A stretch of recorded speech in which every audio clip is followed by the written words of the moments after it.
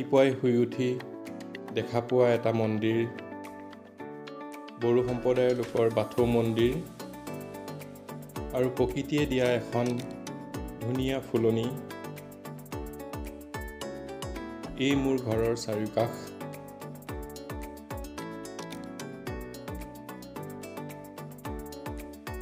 সন্মুখৰ দুৱাৰখন খুলিলেই দেখা পাওঁ এটা বিদ্যা মন্দিৰ, য'ত মোৰ কৰ্মজীৱনৰ ভেটি। এয়াই মোৰ নলবাৰী।